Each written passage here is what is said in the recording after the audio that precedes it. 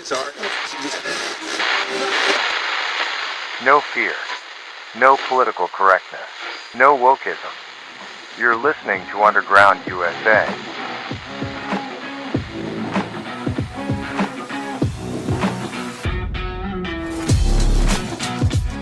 Before we get to today's segment on the Captain's America Third Watch with Matt Bruce, I must say something about the sentence handed down to former Trump associate Steve Bannon. For the record, I can take or leave Bannon.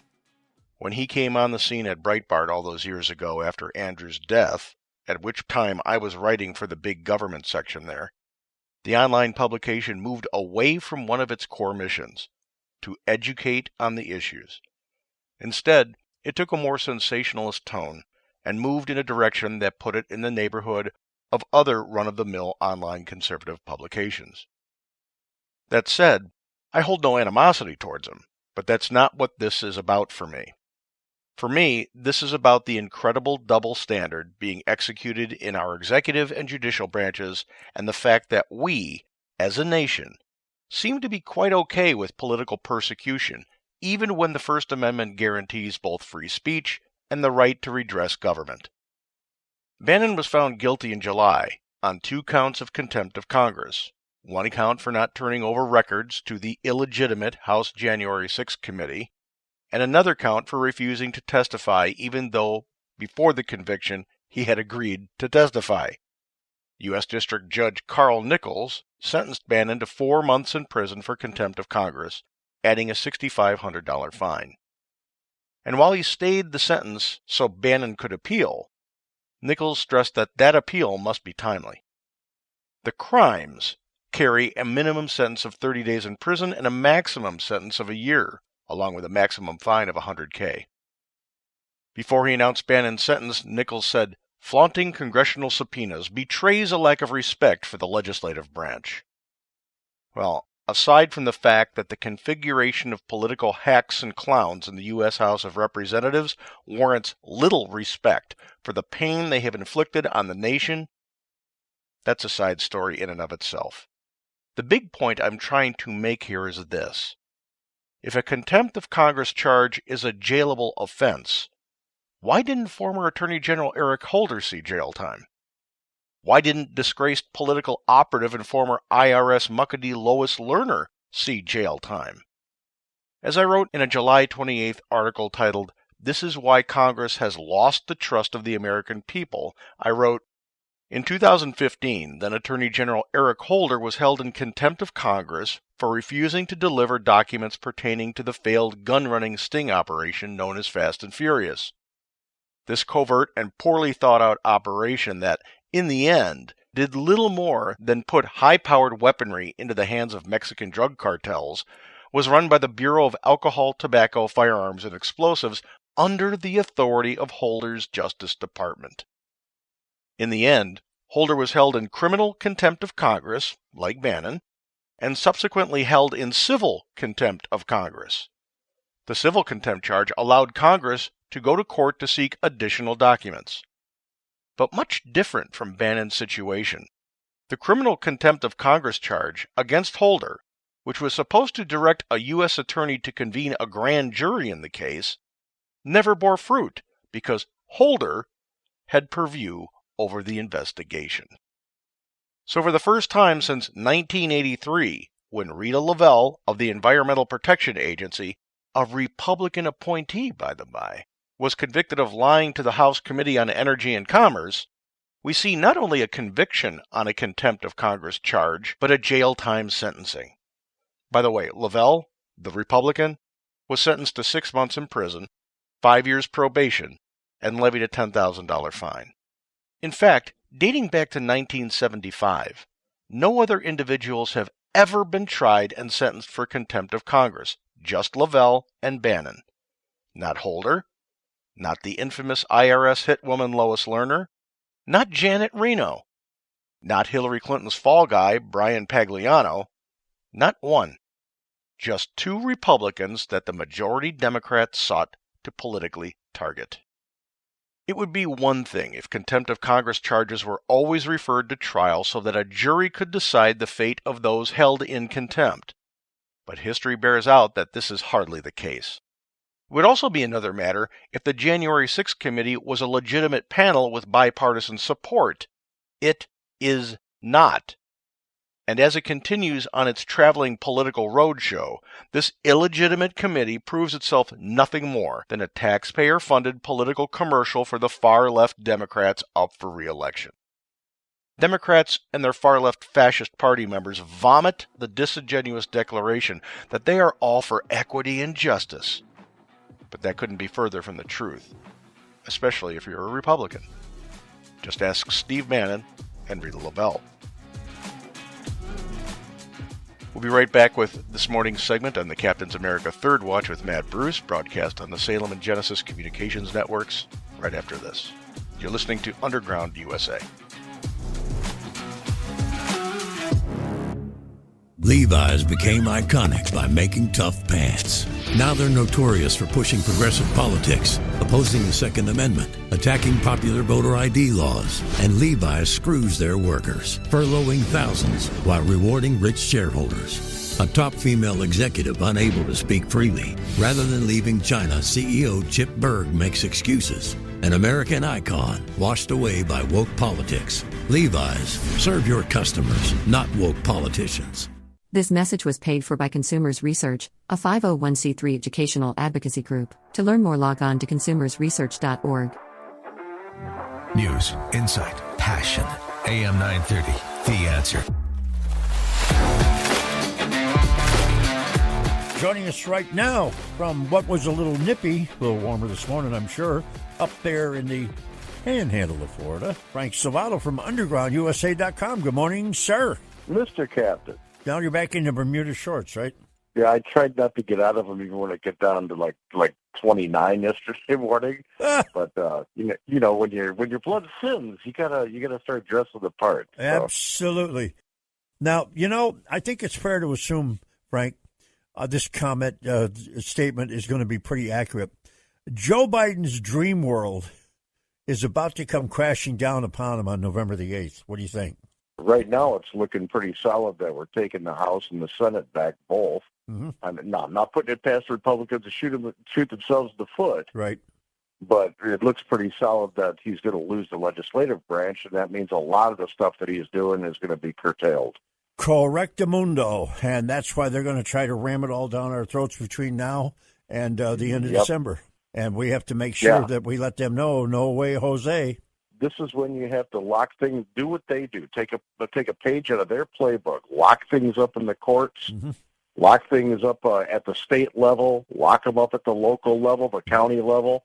Throw the kitchen sink at them so they can't move things forward. And societally, we, the people, have to keep standing up and saying no to the extremist things that they've been trying to implement. Right, because I've spoken, and I'm sure you have too, to many people, voters, who don't answer the polls, they don't answer the emails, they don't answer the mail, and they don't answer the phone calls they get about how you going to vote, how you going to this, how you going to that. They're just mad as hell. They're not going to take it anymore. Many of these people are independents or Democrats because they tell me. They come right out and tell me.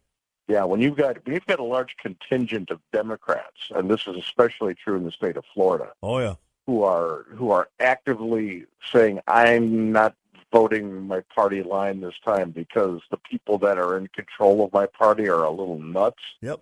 That usually sets the stage for a big wave. Now, like I said, I don't put it past Republicans to shoot themselves in the foot. Mm-hmm. They've done this late October stupid statement thing that kind of negates all the universal blessings that have been thrown upon them with the Biden administration and even the Obama administration before that.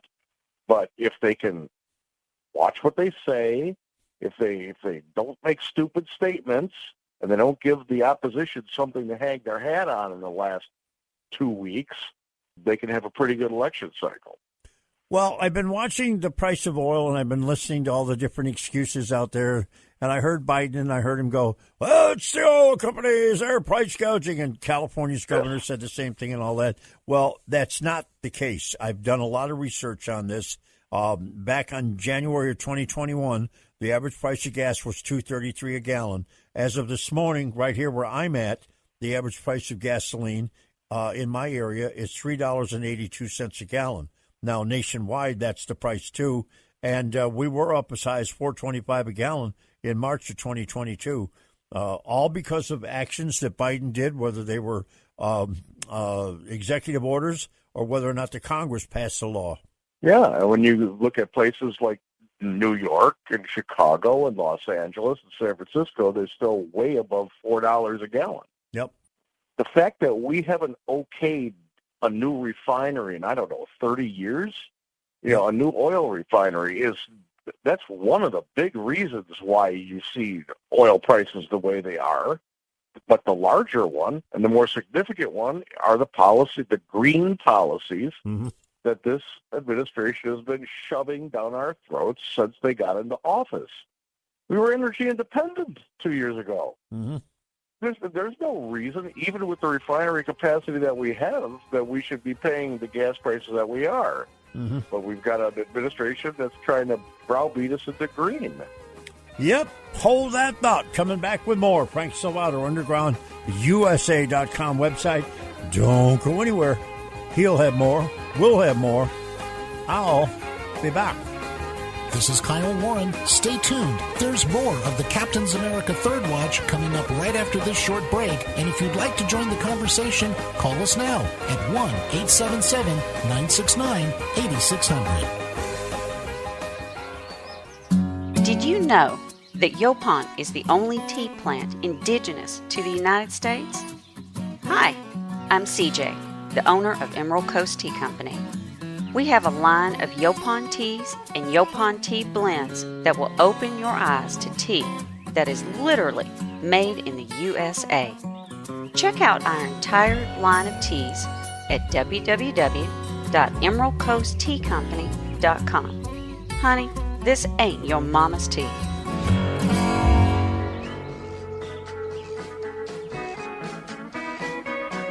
You're in the right spot for tomorrow's news tonight and breaking news as it happens with retired New York Fire Rescue Captain and World Trade Center attack survivor Matt Bruce, right here on the Captain's America Third Watch. You betcha. And before we get back to Frank Salvato from UndergroundUSA.com, this portion of the program brought to you by our friends at Moss Family Automotive, and in particular, the Moss Nissan dealerships. Moss, M-A-U-S, Nissan.com to find out more. Moss, M-A-U-S, Nissan.com. And don't forget to tell them the captain sent you. All right, back to Frank Salvato, UndergroundUSA.com. I want to Mr. Frank. Mr. Captain. I think we have Elliot on the line. Let me make sure. Elliot, is that you? Yes. Good morning, Captain, and good morning to Frank. Hey, Frank, you are right. The Saudi spokesperson said it's you, the United States, who have failed to build an oil refinery in over 20 years. They want nothing to do with Biden. I just wanted to add that. Frank, you're 100% right. Have a great day, Captain. Yep. Well, gee, Frank, we knew that. Well, I appreciate Elliot's validation. Elliot's a good guy. Yep. This is what a lot of us have known for a while. We've been screaming it for a while. You can't have an EPA walking around saying, well, everybody wants low fuel prices. We have to fill up the National Reserve, and our military still runs on all fossil fuels, but we're going to try and kill that industry before we have a replacement for it. Mm-hmm. Yep. I've said this 1,000 times. I'm not anti-sustainable energy. I'm not anti-green energy. I just want it perfected first. Mm-hmm. Perfect the process first. Make it something that the marketplace says, wow, this innovation is so incredible that it's now making fossil fuel obsolete for the overwhelming majority of our energy purchases. But it's not there yet. Mm-hmm. So you've got a government picking and choosing winners in the private sector because their crony friends all own these green companies that have promises well beyond their capabilities. And the government's saying, well, we're going to move that heaven and earth for you right over there. Don't you worry. You're going to get rich, even if you can't actually give us the end game that you're promising. It's wrong to do that. But this is what happens when government starts picking winners and losers. They shouldn't be involved with subsidizing anything that's private in any industry. That's not what our tax dollars are supposed to be spent on. The common good does not mean making sure Enron is funded. It doesn't mean we need to make sure that Tesla is subsidized or any other green energy product or private sector product. It's not what the common good means. Till we get the standing thing figured out through the judicial branch, which is nothing more than an excuse for not having to do their job, we can't sue to make sure they stop. So refineries, we could use a couple, and then if we could get the EPA out of the way, that would be great. I know where to put one, and I've talked about it many times before, and it's right up there by you, Pensacola. Right there's the naval station. There's no reason not to. Everybody has this idea in their head that these places are just these oily, filthy messes of oil slick and everything else. They're some of the cleanest places that you have because of the regulations that they've been forced to live under. Right. It's not like it was in the old days. Yeah, absolutely right. Now, you and I have been reporting on Joe Biden's inability to be able to take any constructive criticism from anybody. He always snaps at people when they try to make something, even when they're polite about it, he snaps back. And we've seen a couple of things in the past couple of days with reporters where he always likes to go after Peter Doocy verbally, but he got in his face this week, literally got in his face. And he walked over and not only got in the face of a young woman, a reporter, but put his hands on her shoulder to do it. Now, last I checked, and I did a little checking on this, that could be considered assault. Absolutely it is. And because she was a woman, she could claim sexual harassment, too. Right. And but I'm sure she's not going to want to lose her credentials at the press corps, so she's not going to say anything. No, but you still don't want to have which is a shame. You still don't want to have a president up there, all these people watching, and I know it could be a charge. You know it could be a charge. Nobody's charging him with what's obvious. I mean, somewhere along the line, you got to draw the line here. Well, you should, and there should be a decorum if you're president of the United States. Mm-hmm. But then again, we shouldn't be electing. And as much as there is a question there about the results were in 2020, when you look at Pennsylvania, Wisconsin, especially, sure, you still had an enormous number of people voting Orange Man bad who voted for Joe Biden. So you have to lay some blame at their feet for saying, wow, how could you elect such a thin-skinned, opportunistic, shady, criminal enterprise as president of the United States? How badly have you been manipulated to vote a certain way by a certain party? Mm-hmm. Because that's exactly what it was. They manipulated these people into thinking a certain way because they obviously didn't talk about any of the policies that were in place. They obviously didn't talk about the economy or the stature of the United States around the world or the secure border or the gas prices being down or new businesses starting or home ownership skyrocketing. They didn't talk about any of the good stuff. It was just Orange Man bad, mean tweets. Yeah. So how vulnerable is half the nation to being manipulated by a bunch of narrative creators, and how gullible is half the nation to be hoodwinked into voting for an inept stooge that is thin-skinned and who has dementia? Mm-hmm. Good question. We've got to ask. Yep. And we should get answers, but I somehow don't think we will. Do you? Yeah, no. Mm-hmm. Well, at least not through the usual suspect media, no. Mm-hmm. All right, here's one for you. 15,049 red flag gun seizures have occurred since 2020, according to the Associated Press. And the people on the right side of the aisle who are awake and responsible, both elected and unelected, were saying, this is a slippery slope. Mm-hmm. These red flag laws are a slippery slope, and we should not be going down that avenue. Well, this is what happens. They guarantee you, quote unquote, that they would never be used for that. There's some sincere reasons why people with mental health should be able to have have weapons like this, and we're trying to address the issue that everybody's talking about. Well, maybe you shouldn't have deinstitutionalized the United States, because now you're infringing on Second Amendment rights, and you shouldn't be doing that. And by the way, when the federal government confiscates all these things, how often do they give them back? Not that much. No. So they're confiscating private property and keeping it, and either auctioning it off or otherwise selling it to glean another avenue of revenue that is very seldom talked about. Yeah. Property seizures are at an all-time high for the federal government, and we really should be talking about that a little bit, because rarely do people get what's been seized back. That's correct.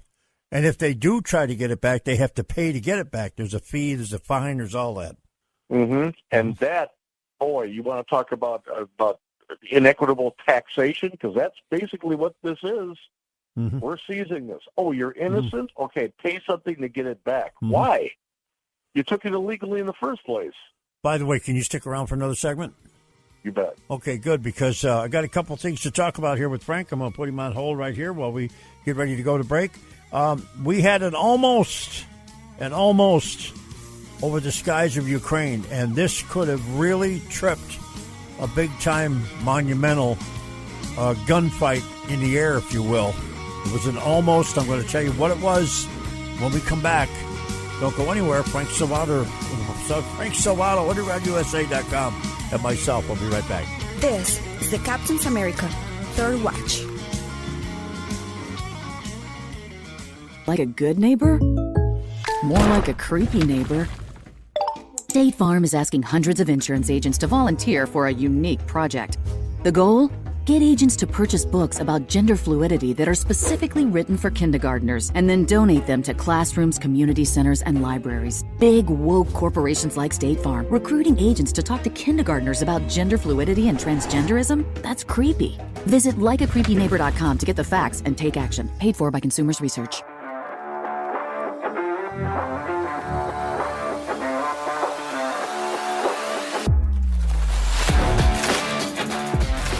All right, back to Frank Salvato, undergroundusa.com, and good morning again, sir. Mr. Captain. Now, we had an almost over the skies, the friendly skies of the Ukraine. A Russian fighter jet came up on and gave chase to a United Kingdom spy plane. And that Russian fighter jet let loose a missile. Now, fortunately, the countermeasures on board the UK spy plane took care of the missile.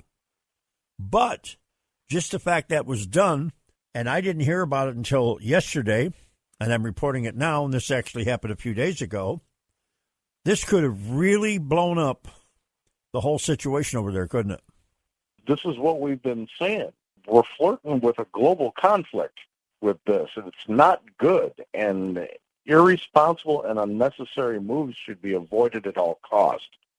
Now, I don't mind championing the people of Ukraine. I do have a major issue with the corruption that's embedded in their government. But the conflict between Ukraine and Russia is a conflict between the old Soviet state and the breakaway republics. Yep. We promised a long time ago, I believe under George W. Bush, that we would, or actually this was George H.W. Bush when the wall came down. We promised we wouldn't expand NATO if they disbanded the Warsaw Pact. Yep. They disbanded the Warsaw Pact, and now we're talking about bringing in, we brought in Turkey, we're talking about bringing in Ukraine. Do we keep our word or do we not? Because it makes us no better than any other despotic group of people if we're going to lie to get what we want. We can't do that. We have to have fidelity to our truth. So I don't see, and again, I support the Ukrainian people. I dislike the Ukrainian government. But when it comes to threatening a global conflict, and especially a global conflict that would include nuclear weaponry, I need to point out again that the United States doesn't really have a dog in this fight, except for the Biden money puppet line. because that's where they were making billions of dollars before they entered the White House.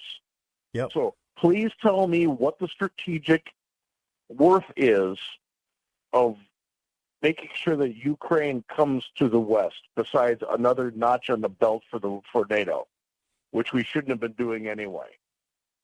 Well, that's all I can think of it would be. Yeah, that's it. I mean, again, and I stress this, I support the Ukrainian people. I hope that they win. I wish the other regions for the Soviet breakaway republics would come to the aid of their Ukrainian brothers and sisters in this fight to keep it within that realm, because we don't need to expand it to make a global conflict. No. Not with Russia and China and Iran and North Korea all talking very nice to each other. Now we've got reports that Iranian soldiers are on the ground. That's right. So let's be a little smart and not poke this bear, no pun intended, so that we actually don't see very bright lights in the midnight sky. Yeah. And we'll go with the intel about the Ukrainian and the drones that are being operated, Ukrainian drones being operated by the Russians. The Ukrainians are there training the Russians how to use these drones, which, by the way... Iranians. I'm sorry, Iranians, yes. And the reason that they started out the way they did was they were in Crimea. But now they've moved into eastern Ukraine, which is a little bit further in the area, to fire at the different places that they're firing at. Now, I understand the commanding general, the new commanding general of the Russian army, who is brand new, is making sure it's his orders. And Vladdy said, yep, great idea. They're going after the civilian apartments and the civilian structures, the schools and whatever. But it's all civilian targets they're going after, because they are trying to break the will of the people and get them to give up.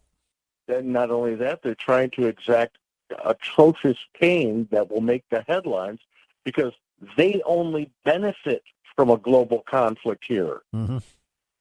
That means that a million-man-plus army from China would say, well, we've got to come to the aid of our people over there. Mm-hmm. And not only that, if the U.S. has to engage in Eastern Europe because of the policies that are in place now through the Biden administration, and which started under Obama, we wouldn't be able to fight two wars on two fronts. You don't think China would be looking at California? Well, they're looking at Taiwan right now. They're definitely looking there's at nothing going to Taiwan, stop but them. if we are game on in Eastern Europe because we get sucked into this conflict over there with Russia and the Ukraine, and all of our forces are pointed that way, China's not going to hesitate. They'll see the green light saying, wow, what an opportunity here. Now we are hearing... We've got to think smart on this. Stop with the stupidity. We are hearing that China may be loading up right now for activity sooner rather than later against Taiwan. Is that you believe that? That's what I'm hearing, but that makes sense. If you're looking at a midterm election that's going to be a wave, it tees up 2024. If the Republicans don't screw up, which again, until you get rid of Mitch McConnell, is a very, very good chance. But yeah, why wouldn't you? Yeah. You need to take this window. Yeah, it's more Mitch McConnell though. he's. This guy's got to go home. All right, let me see here. Let me see if I can get this in here real quick. Okay, Mel, Saratoga Springs, what's up? Captain, do you still have Frank as your guest on air? Frank's right on the air right now. Go ahead, go for it. What do you make about the Azov Battalion, who are Black American and Hispanic and Jewish military personnel may have to go over to Ukraine and fight alongside us? I'd just like an answer to that, please, if you would. Thank you. All right. Do you know what he's talking about? No, not necessarily. I couldn't hear really well either. Okay, I couldn't either. I couldn't pick up on it. He was echoing really bad. I don't think any of our troops should be going over there and putting boots on the ground, period. No. Okay, well, we got to run, and we will do just that. And you have yourself a great day. And remember, it's all about we the people here. You know that. And I look forward to talking to you on Monday. Stay low, my friend. Thank you very much, Frank Salvato. undergroundusa.com. I'll be back with Patrick Hyland, Sports Zone quarterback. Don't go anywhere.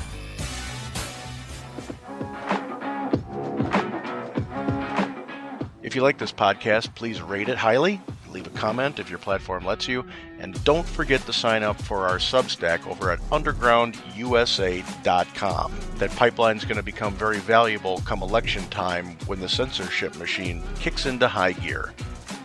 You're listening to Underground USA. My name is Frank Salvato. We'll be right back after this.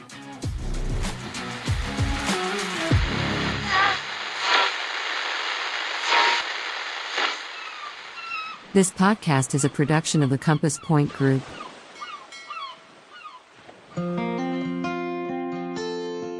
Hey, this is Judson Carroll with the Southern Appalachian Herbs Podcast. One thing Frank always reminds me to mention is that my books and my podcasts are not limited to my region of the Southern Appalachian Mountains. I'm a master herbalist with a working knowledge of hundreds of herbs that are available all around you no matter where you live and keep your family in optimal health. I'm now offering a free newsletter through Substack. Please find me on Substack at Judson Carroll Master Herbalist or judsoncarroll.com, and I look forward to communicating with you in the future. Thanks.